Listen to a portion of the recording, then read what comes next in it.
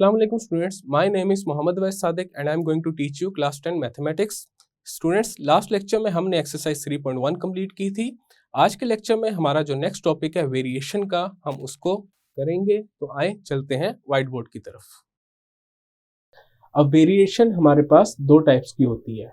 जो पहली टाइप है डायरेक्ट वेरिएशन और दूसरी टाइप है इनवर्स वेरिएशन. तो सबसे पहले हम लोग डायरेक्ट वेरिएशन को डिस्कस करते हैं.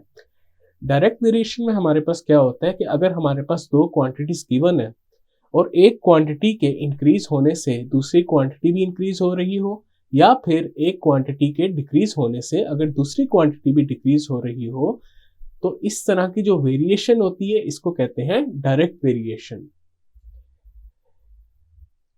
अब यहाँ पे जो इसकी डेफिनेशन लिखी है इसको रीड करते हैं. If two quantities are related in such a way that increase or decrease in one quantity causes increase or decrease in the other quantity, then this variation is called direct variation.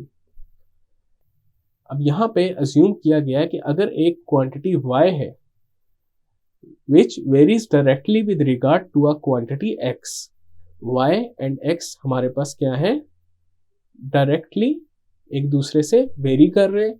We say that y is directly proportional to x. तो y हमारे पास x के directly proportional होगा. और यहाँ पे जो proportionality का sign है वो ये है, इसको ऐसे लिखते हैं. ये हमारे पास क्या है, प्रोपोर्शनैलिटी का साइन है. y is directly proportional to x. और जब हमने ये प्रोपोर्शनैलिटी का साइन अगर खत्म करना हो तो हम किसी कांस्टेंट को x से मल्टीप्लाई कर देंगे. तो इक्वेशन क्या बन जाएगी, y is equal to kx. अब यहाँ पे देखा जा सकता है राइट हैंड साइड पे k के साथ x मल्टीप्लाई हो रहा है. जब इसको लेफ्ट हैंड साइड पे लेके जाएंगे तो ये y से डिवाइड हो जाएगा और हमारे पास k की वैल्यू भी आ जाएगी.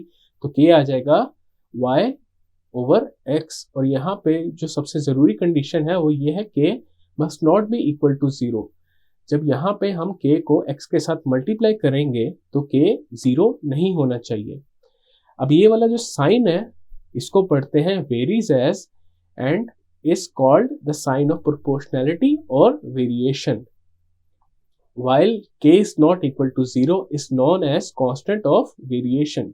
k क्या है, कांस्टेंट ऑफ वेरिएशन. और ये जो सिंबल है या फिर ये जो साइन है इसको कहते हैं साइन ऑफ प्रोपोर्शनैलिटी या फिर साइन ऑफ वेरिएशन.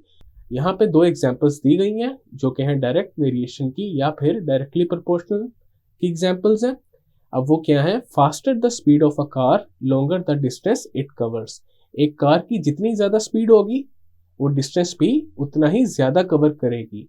अब यहाँ पे एक क्वांटिटी इंक्रीज हो रही है तो दूसरी क्वांटिटी भी इंक्रीज हो रही है. तो ये दोनों क्या है, डायरेक्टली प्रोपोर्शनल है. जो दूसरी एग्जाम्पल है वो है smaller the radius of a circle smaller the circumferences. एक सर्कल का जितना कम रेडियस होगा उसका सर्कमफ्रेंस भी उतना कम होगा. सर्कमफ्रेंस हमारे पास क्या होता है, 2 इंटू पाई इंटू रेडियस. अब ये भी हमारे पास डायरेक्टली प्रोपोर्शनल की एग्जांपल है. एक क्वांटिटी डिक्रीज हो रही है और दूसरी क्वांटिटी भी उसके साथ क्या हो रही है, डिक्रीज हो रही है. नेक्स्ट करते हैं example number 1. Find the relation between distance d of a body falling from rest varies directly as the square of the time t, neglecting air resistance. Find k if t is equal to 16 feet for t is equal to 1 second. Also derive a relation between d and t. अब यहाँ पे देखा जा सकता है कि जो distance है d है वो डायरेक्टली प्रोपोर्शनल है किसके, स्क्वायर ऑफ द टाइम के. तो यहाँ पे सबसे पहले जो इक्वेशन बनेगी वो क्या बनेगी, d is directly proportional to square of the time या फिर t स्क्वायर. नेक्स्ट हमने क्या करना है, k फाइंड करना है. तो सबसे पहले ये जो प्रोपोर्शनैलिटी का साइन है इसको खत्म करते हैं. इसको खत्म करने के लिए क्या करेंगे, t स्क्वायर के साथ k को मल्टीप्लाई कर देंगे. अब हमने k फाइंड करना है और कंडीशन क्या दी गई है कि d 16 है एंड t क्या है, 1 है. तो यहाँ पे इस इक्वेशन में हम लोग d को 16 पुट करते हैं एंड t को 1 पुट करते हैं. अब यहाँ पे 1 स्क्वायर हमारे पास क्या होता है 1, और 1 हमारे पास राइट हैंड साइड पे मल्टीप्लाई हो रहा है, राइट हैंड साइड पे डिवाइड हो जाएगा, तो ये k क्या आ जाएगा 16/1। और जब इसको सॉल्व करेंगे तो ये अगेन k किसके इक्वल आ जाएगा 16 के इक्वल आ जाएगा। अब जो हमारी मेन इक्वेशन थी ये वाली, इसको 1 का नाम दे देते हैं, इसके अंदर k को वापस पुट कर देते हैं, तो ये क्या हो जाएगा d is equal to 16t square.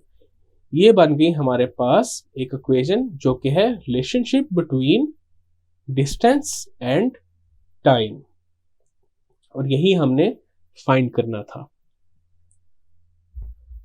Next हमारे पास एक एक्टिविटी गिवन है जिसमें कहा गया है कि इसी एग्जाम्पल में सबसे पहले find time t when d is equal to 64 feet। अब यहाँ पे जो हमने इक्वेशन बनाई है d is equal to 16t square, इसी को यूज करेंगे एंड इसमें से टाइम फाइंड करेंगे when d is equal to 64। तो इसके अंदर जो इक्वेशन हमने बनाई थी d is equal to 16t square, इसमें हम d की जगह क्या पुट करते हैं 64 is equal to 16t square. अब यहाँ पे देखा जा सकता है राइट हैंड साइड पे 16 हमारे पास t स्क्वायर से मल्टीप्लाई हो रहा है, लेफ्ट हैंड साइड पे जब ये जाएगा तो 64 से डिवाइड हो जाएगा, तो ये आ जाएगा 64/16 is equal to t square. अब यहाँ पे t के ऊपर जो स्क्वायर है इसको खत्म करने के लिए क्या करेंगे, हम दोनों साइड्स पे स्क्वायर रूट ले लेंगे। यहाँ पे स्क्वायर रूट क्या होता है 1/2, जब ये 2 1/2 से मल्टीप्लाई होगा तो 1 बच जाएगा, तो t raise to the power 1 आ जाएगा, या फिर इस स्क्वायर को स्क्वायर रूट से कैंसिल आउट कर देते हैं, तो t हमारे पास आ गया 64/16। अब जो स्क्वायर रूट के अंदर 64/16 है इसको सॉल्व करते हैं, ये दोनों टर्म्स हमारे पास 16 से डिवाइड होती हैं, 16 into 1 is 16 and 16 into 4 is 64। तो t हमारे पास किसके इक्वल बन गया स्क्वायर रूट ऑफ 4 के, और जब इसको सॉल्व करेंगे तो स्क्वायर रूट ऑफ 4 को मैं 2 रेज़ टू पावर 2 का स्क्वायर रूट ऐसे लिख सकते हैं, एंड देन स्क्वायर रूट से अगेन ये स्क्वायर कैंसिल हो जाएगा, तो t हमारे पास क्या आ गया 2 आ गया। तो ये थी time t when d is equal to 64। Activity के जो दूसरा पार्ट है उसमें कहा गया है find distance d when t is equal to 3 seconds। अब जो हमारी मेन इक्वेशन है d is equal to 16t square, इसी को यूज करेंगे, इसके अंदर हम t को 3 पुट करेंगे और d फाइंड करेंगे, तो ये आ जाएगा d is equal to 16 into 3 square. d is equal to 16, 3 square हमारे पास क्या होता है 3 into 3 which is 9। नेक्स्ट हम इस इक्वेशन को सॉल्व कर लेते हैं, d आ जाएगा 16 into 9 हमारे पास क्या होता है 144, तो d आ गया 144 जब हमने t को 3 पुट किया, तो ये हमारा रिक्वायर्ड रिजल्ट है। नेक्स्ट है हमारे पास एग्जाम्पल नंबर 2 जो कि है if y varies directly as x find, तो इसका पार्ट ए है the equation connecting x and y। तो सबसे पहले हम इसका पार्ट ए है उसको सॉल्व करते हैं। y is directly proportional to x, तो इसको हम लिख देते हैं y, यहाँ पे साइन ऑफ प्रोपोर्शनैलिटी x आ गया, और साइन ऑफ प्रोपोर्शनैलिटी अगर खत्म करते हैं और इक्वल का साइन लगा देंगे तो x के साथ एक कांस्टेंट मल्टीप्लाई हो जाएगा, और यहाँ पे k क्या है कांस्टेंट ऑफ वेरिएशन है। ये हमारे पास इक्वेशन आ गई that is connecting x and y। Then हमारे पास बी पार्ट क्या है the constant of variation k। अब यहाँ पे हमने constant of variation k find करना है and the relation between x and y, और x और y के दरमियान क्या रिलेशन बनेगा आफ्टर फाइंडिंग k, और उसने क्या कहा है x 7 है एंड y क्या है 6 के इक्वल। तो पार्ट बी के लिए सबसे पहले जो y is equal to k x है,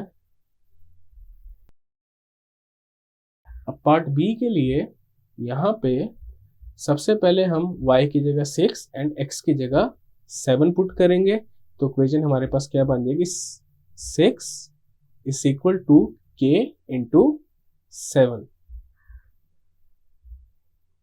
तो ये हमारे पास हो गया 6 इज इक्वल टू 7k। अब यहाँ पे राइट हैंड साइड पे 7 हमारे पास k से मल्टीप्लाई हो रहा है, लेफ्ट हैंड साइड पे जाके डिवाइड हो जाएगा। तो k हमारे पास क्या हो जाएगा, 6/7। तो यहाँ पे हमने k फाइंड कर लिया। अब जो हमारी इक्वेशन है y is equal to k x, इसके अंदर हम k is equal to 6/7 put कर देंगे। तो ये हमारे पास क्या बन जाएगा, y is equal to 6/7 into x। ये हमारे पास आ गई relation between x and y after finding k। इसको नाम दे देते हैं इक्वेशन नंबर 2 का। नेक्स्ट हम फाइंड करते हैं पार्ट सी। अब पार्ट सी हमारे पास क्या है, the value of y when x is equal to 21। अब यहाँ पे जो हमने इक्वेशन नंबर 2 फाइंड की है, y is equal to 6/7 into x, इसके अंदर हम x को 21 पुट करेंगे और y को फाइंड करेंगे। यहाँ पे x को क्या पुट करेंगे, 21। अब इसको सिंप्लीफाई कर लेते हैं। अब 21 एंड 7 हमारे पास दोनों 7 से डिवाइड होते हैं। 7 इंटू 1 इज 7, 7 इंटू 3 इज 21। जब ये 3 हमारे पास 6 से मल्टीप्लाई होगा तो क्या आ जाएगा, 6 इंटू 3 इज 18। तो y हमारे पास क्या आ गया, 18 के equal when x is equal to 21। और यहीं पे हमारी एग्जाम्पल सॉल्व हो चुकी है। नेक्स्ट हमारे पास है एग्जाम्पल नंबर 3, जो कि है given that a varies directly as the square of r and a is equal to 1782/7 centimeter square when r is equal to 9 centimeter. If r is equal to 14 centimeter, then find a. सबसे पहले हम a and r के दरमियान relation develop करेंगे और उसके बाद k को फाइंड करेंगे। और उसको फाइंड करने के लिए a की ये वाली वैल्यू एंड r की दिस वैल्यू हम इक्वेशन के अंदर पुट करेंगे। तो हमारे पास एक इक्वेशन बनेगी जिसके अंदर अगेन हम r 14 पुट करेंगे एंड देन a को फाइंड करेंगे। सबसे पहले a एंड r का रिलेशन लिखते हैं। तो a is directly proportional to r square. अब ये क्वेश्चन में हमारे पास गिवन है a varies directly as the square of r। अब अगर ये प्रोपोर्शनैलिटी का साइन खत्म करना है तो हम क्या करेंगे, आर स्क्वायर को k से मल्टीप्लाई कर देंगे और यहां से हम k को फाइंड करते हैं। k is equal to a over r square. अब इसके अंदर जो a की वैल्यू है 1782/7 वो पुट करते हैं और r की वैल्यू 9 पुट करते हैं ताकि हमारे पास k आ जाएगा। और k को अगेन हम इस इक्वेशन में पुट करेंगे ताकि हमारे पास a और r के दरमियान रिलेशन आ जाए। तो यहाँ पे k is equal to a की जगह क्या आ जाएगा, 1782/7 डिवाइडेड बाय r की जगह क्या आ जाएगा, 9 का स्क्वायर। अब इसको सॉल्व कर लेते हैं। तो ये हमारे पास हो जाएगा k इज इक्वल टू 1782, 7 हमारे पास नीचे 9 स्क्वायर से मल्टीप्लाई हो जाएगा। 7 इंटू 9 स्क्वायर क्या होता है, 81। अब इसको सॉल्व कर लेते हैं।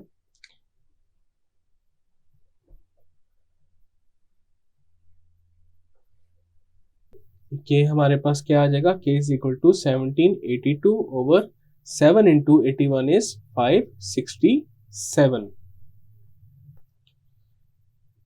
अब ये दोनों हमारे पास 81 से कैंसिल आउट होंगे। 81 into 22 is 1782 and 81 into 7 is 567। तो k क्या आ गया हमारे पास, 22/7। अब k को जो हमारी इक्वेशन नंबर 1 थी उसके अंदर पुट कर देंगे ताकि a एंड r के दरमियान रिलेशन आ जाए।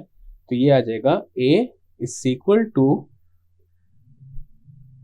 22/7 आर स्क्वायर। ये हमारे पास ए एंड आर के दरमियान रिलेशन आ गया। नेक्स्ट हमने फाइंड ये करना है कि ए क्या होगा अगर R is equal to 14 centimetre. तो ये आ जाएगा A is equal to 22/7 into 14 square. तो ये आ जाएगा 22/7 इंटू 14 इज 196 एंड 196 को जब 7 पे डिवाइड करेंगे तो ये क्या आ जाता है 7 into 1 is 7 and 7 into 28 is 196। यहाँ पे देन हमारे पास 28 एंड 22 मल्टीप्लाई हो जाएंगे तो ए क्या आ जाएगा 616 सेंटीमीटर स्क्वायर। ये आ गया हमारा फाइनल सॉल्यूशन। नेक्स्ट है हमारे पास एग्जांपल नंबर 4 जो है if y varies directly as cube of x and y is equal to 81 when x is equal to 3, so evaluate y when x is equal to 5। सबसे पहले हम y and x का relation लिखेंगे and then हम k find करेंगे y को 81 put करके and x को 3 पुट करके।